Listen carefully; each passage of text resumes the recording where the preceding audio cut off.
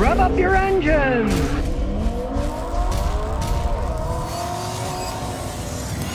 Now here's a Ferrari or a Lamborghini or an Aston Martin that old Scotty would actually buy. There's a company out there called Crash Jewelry, and they make jewelry out of crashed exotic cars. What an idea, you know, put them to good use. This jewelry is made, it's all fabricated out of crashed parts of exotic cars.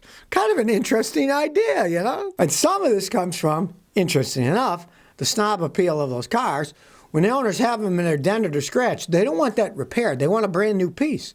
So it turns out that 4 miles south of UCLA, there's a thing called Beverly Coachcrafts. They fix fancy cars. And so they got all these parts that the owners don't want them anymore. They want new parts. And they decided, hey, let's do something with them. So they've taken these parts. This business person, Christy Shimke, thought, hey, I'll make Crash Jewelry. So she did. Her husband happens to be one of the owners of Beverly Coachcraft that does all that fixing the fancy cars. So she has the raw materials there. And she makes this jewelry out of Mercedes-Benz, BMW, Audis, Bentleys, Aston Martins, Porsches, Rolls-Royce, Maseratis, and even more. And interesting enough, she doesn't make them out of cars that were crashed and people were killed. These are just dingy ones. So, you know, it doesn't have a bad image that you're driving some death vehicle on, although I suppose there's guys out there that might want to make death metal jewelry out of the ones that did. There's an idea for somebody out there, perhaps. This Crash company won't touch them if they've been in big, giant racks, just small ones. And they make them for men and women. You can get Lamborghini cufflinks if you want, and women's jewelry. They're pretty interesting, you know. You could say, I'm wearing a Ferrari or an Aston Martin. That's the only one that I'd ever buy, let me tell you. I wouldn't buy the car, but interesting. You can own a Ferrari or an Aston Martin, at least a piece of one if you want to buy this Crash jewelry. Well, I couldn't help but laugh at this one. Turns out that somebody's already rolled over a 2021 Ram 1500 TRX on its side. Now, you know, if you know anything about it, they got the Hellcat engines, huge amount of horsepower. Well, this thing didn't even leave the factory. It flipped on its side in the factory. Remember what old Scotty said a while back. Do you really want one of these Dodge pickups like that with a big Hellcat engine in it? All that hundreds and hundreds and hundreds of horsepower in a pickup truck. People are going to be flipping these things like no tomorrow when they get them on the street. Now, these things put out 702 horsepower. You get a pickup truck. Not the most aerodynamic things in the world. With that much horsepower, you drive them too fast, these babies are going to flip over. There's no ifs, ands, or buts about it. There just isn't. I just find it hilarious, though, that one flipped over in the factory while they were building it. It wasn't even going down the road yet. That doesn't bode well for what they're going to do when they're driving down the road. Now, the good news is, it's not one that's being built for the people who bought the fancy one. There's a 702 limited run of the launch edition trucks, and they start at $92,000 for a pickup truck. They're making 702 of them because they have 702 horsepower. You know, I mean, everybody's got some kind of scam going on here. Well, if you saw the news, it turns out that Toyota delivered more RAV4 Primes in the first 9 weeks than Tesla did of their Model 3, their Model X, or their Model S. So Tesla better start kind of quaking in their boots. The Prime is not that big of a vehicle. It's more an experimental thing that Toyota's doing. It's not their full force. Just wait. When Volkswagen starts making their electric cars down the road here in Chattanooga, Tennessee, then there's going to be some real competition of people buying other electric-type vehicles than from Tesla. When Volkswagen starts mass-producing them, because they said their plan is to eventually make millions of them in Chattanooga, Tennessee. Toyota's got dealerships. Volkswagen has dealerships. There's all kinds of places you can get your cars repaired. Tesla, not so much. Getting their cars repaired, I've had customers with them, and they had problems, and it took weeks, if not months sometimes, to get them fixed. Most people aren't going to accept stuff like that. You know, if you're the cutting edge, oh, it's cool, I got a Tesla, oh, but I had to wait, oh, well, that's okay. You know, I mean, most people are going to say, hey, I got a car, it's transportation. If it doesn't work, I can't get it fixed fast, I'm not going to buy that. I'll buy something that can be fixed fast. And it's going to cost a lot less.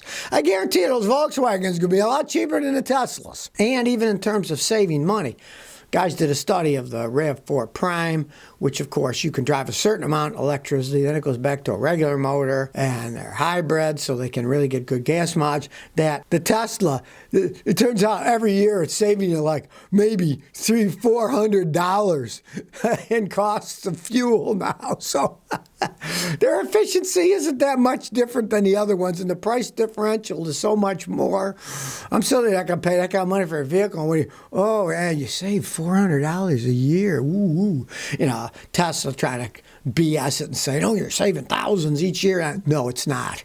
Do the figures, crunch them, and you'll see you're not saving that much actually when it comes down to it. And when the cars start to get cheaper from other manufacturers, like I said, with Volkswagen, then he's really going to be hard-stretched to get anybody to buy his Teslas. All right, here comes some crazy news north of the border in Canada. The Clean Fuel Standard is making suppliers of fuels reduce the amount of carbon in their fuels. Now, this only covers liquid fuels like gasoline, kerosene, diesel. They have to reduce the amount of carbon. Now, let's use our thinking caps on this one. If you know anything about gasoline, gasoline is basically nothing except carbon and hydrogen. By weight, gasoline is 86% carbon and 14% hydrogen. So if they're going to make them reduce the amount of carbon, I guess they're saying you can't even use it anymore.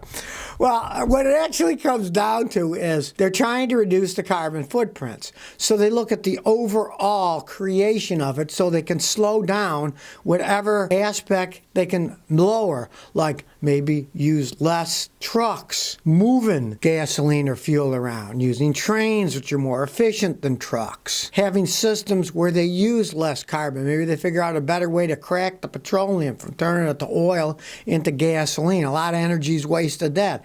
Maybe they'll be using more renewable sources for that. Because there's no way they can reduce the amount of carbon in gasoline because, like I say, it's 86% carbon. Now, they've estimated it's going to cost the Canadian government $20.6 billion to put this into effect. It's a lot of money. They're going to try to use things like biofuels, blend fuels, try to use renewable sources to create them, like wind power, solar power. And they're going to do what they've done over here, that kind of, as far as I'm concerned, baloney system where they buy credits, like they buy into a company that grows trees, and that negates it, which of course is a total bunch of nonsense. It's just the way they continue doing what they're doing, but make it look like they're helping it out. I mean, I just laughed my rear end off on that one. Shuffling the deck or rearranging the deck on a sinking ship. Yeah, that's politicians, bureaucrats, and lawyers for you, try to finagle a way around it. I just find it totally amusing that they want to reduce the amount of carbon in liquid fuels, which of course are basically carbon. So I don't know, there's some doublespeak going up there. Kind of reminds me, I went to school in Toronto and I had a friend who was going to law school and he said, oh, look, here's our new Progressive Conservative Party, PC. He said, they might as well call themselves the Up-Down Party. Well, here they're kind of doing the same thing. You can't reduce carbon in gasoline. It's mainly carbon. If they want to ban it, fine, but kind of craziness going up there in Canada now. Now check out these cool-looking concept cars. They are Daihatsus. Realize, GM owns Daihatsu. They are cute little cars. I gotta say, they look interesting. They're calling it a Village Colorful Carnival. Well, I think they could have thought of better names, but the Koreans are known for making great choices in names. Check out this one. It's really cute. It's called the Copen Spider Ver. It is a cute little roadster. It doesn't have a top on it. I mean, it is really neat looking. The next one is the Thor Premium Ver. Check it out. It's a boxy minivan. It's pretty cool looking too. And then, of course, they have to have a little crossover, and they call it the Taft Crossfield.